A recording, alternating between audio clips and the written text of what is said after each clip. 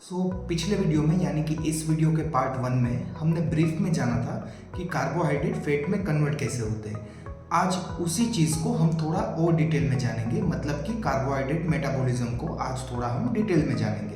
चलिए इस चार्ट की मदद से समझते हैं कि कार्बोहाइड्रेट फैट में कन्वर्ट कैसे होता है। देखिए, ज़्यादातर इंडियन फूड में कार्बोहाइड्रेट्स भरपूर मात्रा में पाए जाते हैं। कुछ एग्जांपल्स जैसे कि रोटी, चावल, पराठा, थेपला, इन सभी में कार्बोहाइड्रेट्स हमें अच्छी खासी मात्रा में मिल जाते हैं। तो चलिए फिलहाल हम एक रोटी का एग्जांपल लेके समझते हैं। फ़र्ज़ कीजिए आपने एक रोटी खाई, तो सबसे पहले उसमें जो कार्बोहाइड्रेट है वो ब्रेक डाउन होके उसके सबसे सिंपलेस्ट फॉर्म यानी कि ग्लूकोज में कन्वर्ट होंगे। अब ग्लूकोज में कन्वर्ट होने के बाद वो ग्लूकोज ब्लड में पाया जाएगा, जिसको हम ब्लड ग्लूकोज या ब्लड शुगर के तौर पे भी जानते हैं। अब ये ब्लड ग्लूकोज सबसे प्रेफर्ड सोर्स ऑफ एनर्जी है बॉडी के लिए।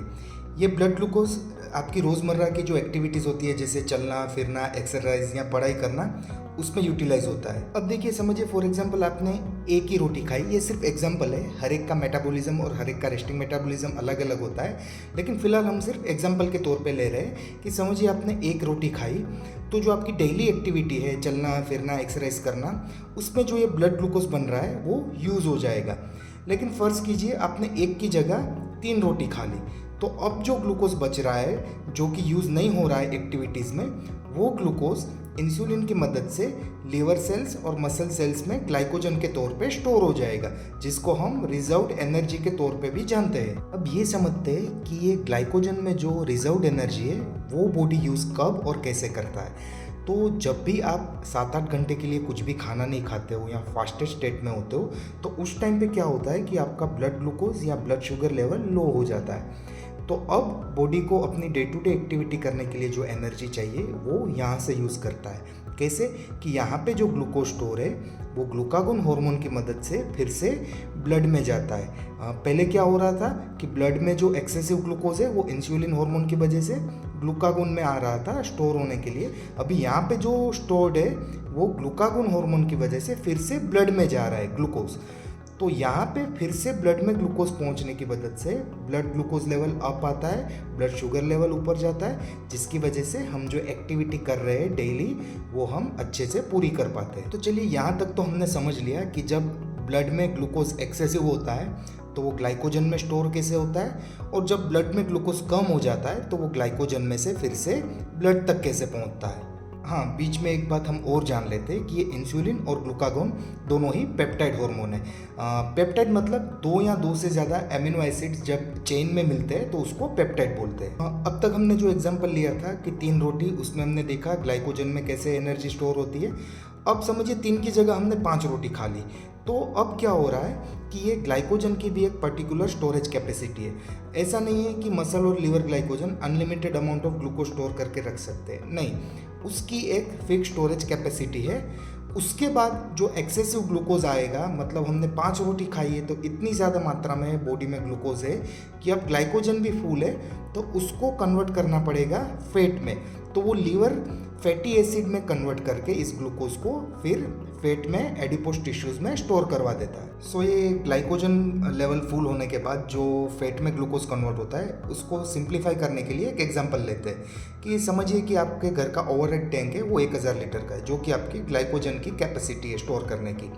तो अब उससे ज़्यादा जो पानी वो टैंक में डालेंगे वो स्पिल ओवर होगा, मतलब कि वो बाहर गिरेगा। तो उसको हम क्या करेंगे, रिचार्ज करके उसको फिर से हम स्टोर कर देंगे, कहाँ पे, बोरवेल में वापस से।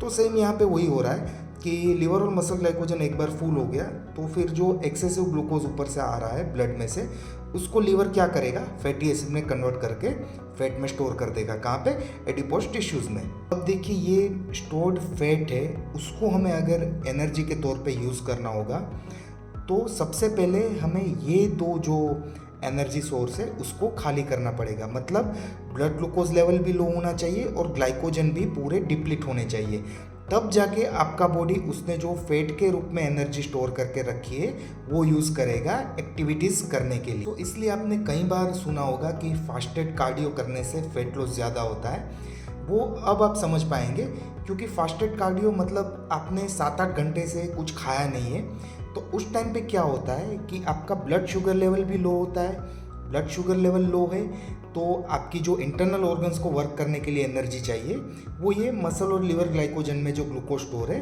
वहाँ से बॉडी खर्च करता है। तो मोरलेस आपके ये ग्लाइकोजन लेवल भी डिप्लीटेड है यानी कि लो है। तो अब अगर आप फास्टेस्ट स्टेट में कार्डियो करते हैं या फिजिकल एक्टिविटी करते हैं तो बॉडी के पास वो एक्टिविटी को ख़त्म करने के लिए जो एनर्जी सोर्स बचा है वो है ये फैट जो उसने स्टोर करके रखी है। और ये फैट उसने इसीलिए स्टोर करके रखी हुई है कि जब ब्लड ग्लूकोज और ग्लाइकोजन लेवल डिप्लीट हो जाए तब भी अगर बॉडी को कोई एक्टिविटी करने की ज़रूरत हो तो यहाँ से वो एनर्जी के तौर पे यूज़ कर सके। तो इसलिए आपने कई बार लोगों को ये बोलते हुए देखा होगा कि हम फिजिकल एक्टिविटीज़ कर रहे हैं फिर भी ये फैट कम नहीं हो रहा है। क्यों? क्योंकि फिजिकल एक्टिविटीज़ तो है लेकिन डाइट में उनके कार्बोहाइड्रेट भी ज़्यादा है रेगुलर। तो कार्बोहाइड्रेट ज़्यादा होने की वजह से ब्लड ग्लूकोज लेवल भी अप है, ग्लाइकोजन लेवल भी फुल है। तो जो फिजिकल एक्टिविटी कर रहे हैं वो तो खाली ब्लड ग्लूकोज और ग्लाइकोजन स्टोरेज ही यूज़ कर रहे हैं। यहाँ पे जो स्टोर्ड फैट है उसका यूटिलाइजेशन नहीं हो रहा है। तो ये यूज़ करने के लिए आपको फिजिकल एक्टिविटीज़ के साथ साथ कार्बोहाइड्रेट साइकिलिंग करना भी ज़रूरत है। उसका हम एक अलग से सेपरेट वीडियो बनाएंगे कि कार्ब साइकिलिंग कैसे करते हैं। लेकिन ये बात आपको खास ध्यान में रखनी है कि खाली अगर आप फिजिकल एक्टिविटी या एक्सरसाइज करेंगे और कार्बोहाइड्रेट आप अपना रेगुलर चेक नहीं करेंगे कि कितना खा रहे हैं तो उसकी वजह से कभी भी आप ये स्टोर्ड फैट बर्न नहीं कर पाएंगे। क्यों? क्योंकि रेगुलर आपके अंदर ग्लूकोज की मात्रा ज़्यादा आ रही है जिसकी वजह से आप जो भी एक्टिविटीज़ कर रहे हैं उसमें ब्लड ग्लूकोज या फिर आपका लिवर और मसल ग्लाइकोजन ही यूज़ हो रहा है। कार्बोहाइड्रेट मेटाबॉलिज्म में दो जो मेजर हार्मोन यूज़ होते हैं वो है इंसुलिन और ग्लूकागोन। तो आज थोड़ा ये इंसुलिन के बारे में भी समझ लेते हैं। जिन लोगों को डायबिटीज़ होता है या डायबिटिक पेशेंट होते हैं उन लोगों में ये इंसुलिन हार्मोन की ही कमी होती है। अब ये इंसुलिन का काम क्या था कि यहाँ पे जो ब्लड ग्लूकोज बन रहा है उसमें से जो एक्स्ट्रा ग्लूकोज है उसको लेके जाना है कहाँ तक, लिवर और मसल ग्लाइकोजन। और लिवर और मसल ग्लाइकोजन में भी जो एक्स्ट्रा ग्लूकोज है उसको लिवर कहाँ पे स्टोर करवा देता है, फैटी एसिड में कन्वर्ट करके फैट में।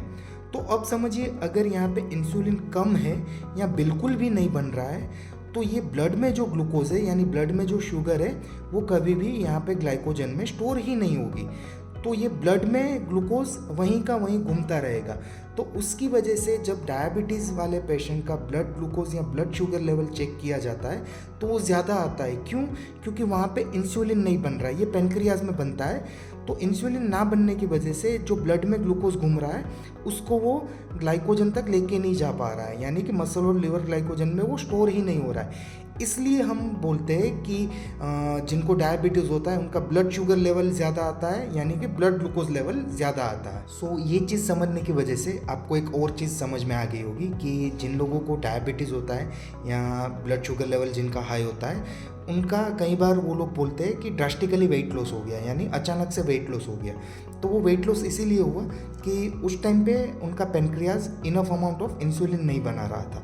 अगर ये इंसुलिन ही नहीं बन रहा था तो यहाँ पे जो ग्लूकोज है वो मसल और लिवर ग्लाइकोजन में स्टोर नहीं हो रहा था और मसल और लिवर ग्लाइकोजन में स्टोर ना होने की वजह से यहाँ से आगे मतलब लिवर उसको फैटी एसिड में कन्वर्ट करके फैट में भी स्टोर नहीं कर रहा था। तो फिर बॉडी में फैट का स्टोरेज ही कम हो रहा था लेकिन फिर ब्लड ग्लूकोज लेवल यानी ब्लड शुगर लेवल ज़्यादा हो रहा था। तो ब्लड शुगर लेवल ज़्यादा होने की वजह से बहुत सारे कॉम्प्लिकेशंस होते हैं, हार्ट डिसीज़ होते हैं, नर्व डैमेज होती है, किडनी डैमेज होती है। तो ये सब चीज़ें ब्लड शुगर हाई होने के कॉम्प्लिकेशंस है। सो ये था हमारा कार्बोहाइड्रेट मेटाबॉलिज्म यानी कि कार्बोहाइड्रेट बॉडी में डाइजेस्ट कैसे होता है। तो मैं उम्मीद करता हूँ कि आप सभी को ये वीडियो पसंद आया होगा।